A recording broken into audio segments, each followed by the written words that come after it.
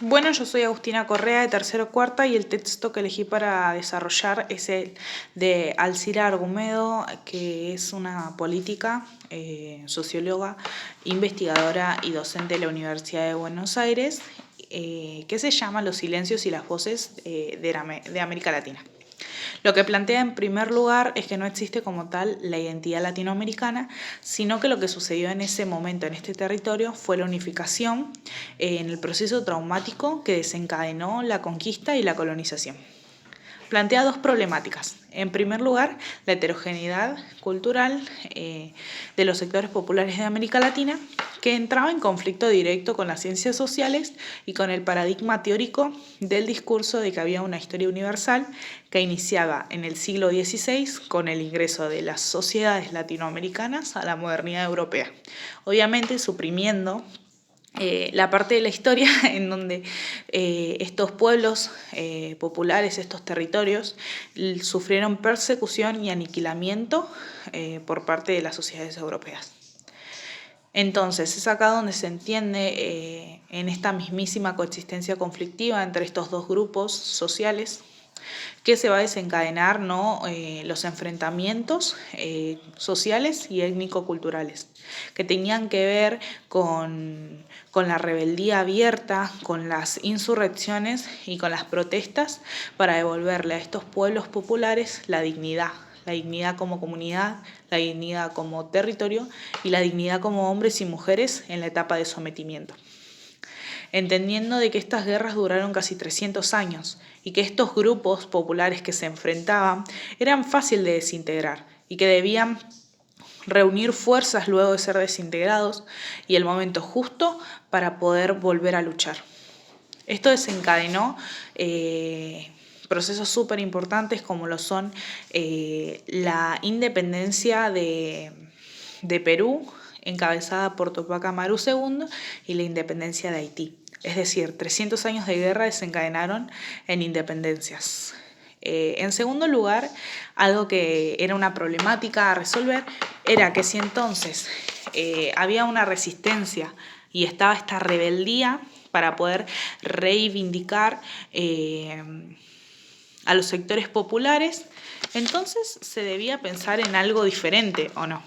Entonces se debía entender a la heterogeneidad cultural y social en la gran complejidad que esta era en sí misma. Entonces es acá donde se empieza a poner en debate que supone afirmar que si hay una originalidad histórica, entonces se debe reconocer o se debe ver que es necesario una matriz propia, autónoma, de interpretación de los fenómenos sociales que fueron transcurriendo en esta época. Entonces aparece como concepto importante también la matriz autónoma del pensamiento latinoamericano. Esta nos acerca, ¿no?, a ver el potencial histórico inmerso en las experiencias históricas y en las fuentes culturales de las clases sometidas y poder construir a partir de ahí lo que en realidad estaba pasando lo que en realidad estaba pasando en este territorio y lo que les estaba pasando a las poblaciones de este continente. Entonces esto de la matriz autónoma del pensamiento latinoamericano implica reconocer primero que nada la legitimidad de las concepciones y de los valores sometidos o contenidos a las memorias sociales de los sectores populares, entendiendo que hay que reivindicar esas otras ideas, planteando que esta reivindicación latinoamericana es en la concepción no asentada del mundo en la propia versión de la historia. Entonces, en conclusión, América Latina es significativa para la comunidad histórica, ya que tiene un gran peso político y cultural que se exhibe, ¿no?, en el presente con determinados valores y tradiciones ligados, ¿no?, a las poblaciones populares, aquellos hombres y mujeres que lucharon en esa América profunda por poder transmitir de generación en generación, que se luchó por poder dar a conocer esas vidas paralelas, por poder manifestar o contar al mundo cómo América Latina construyó un mundo diferente al que se les pretendía imponer por parte de las grandes potencias.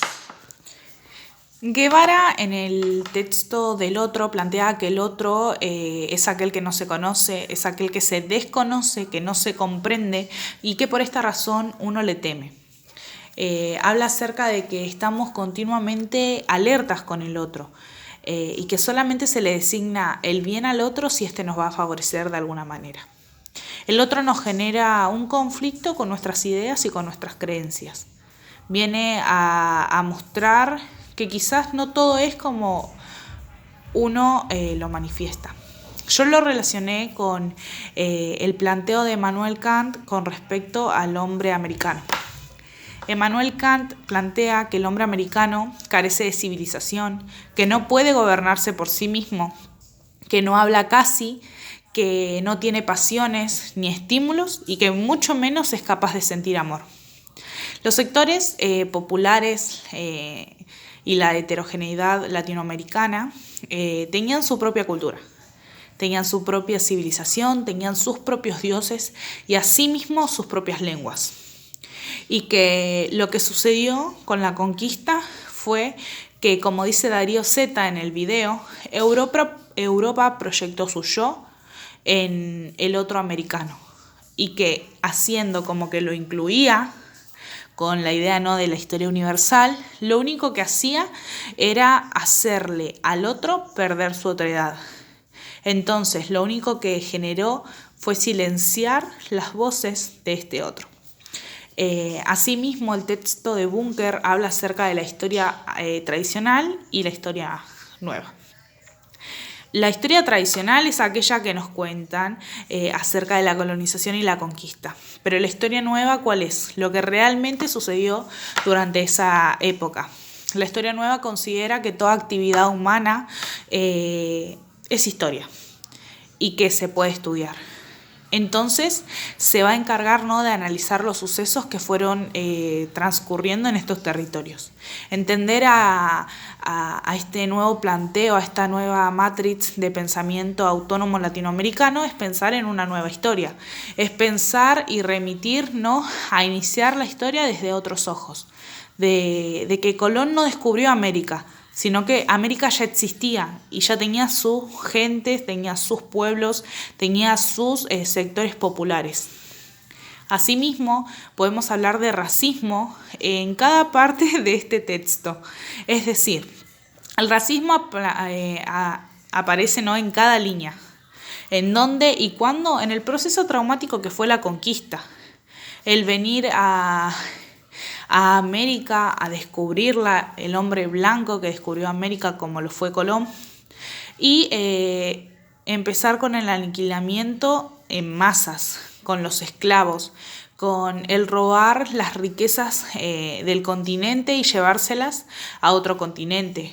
Las miles de muertes, los barcos que iban de un continente a otro con 1 millón de esclavos, inmigrantes, y que en ese trayecto morían. ¿Por qué? Porque el otro no era considerado persona.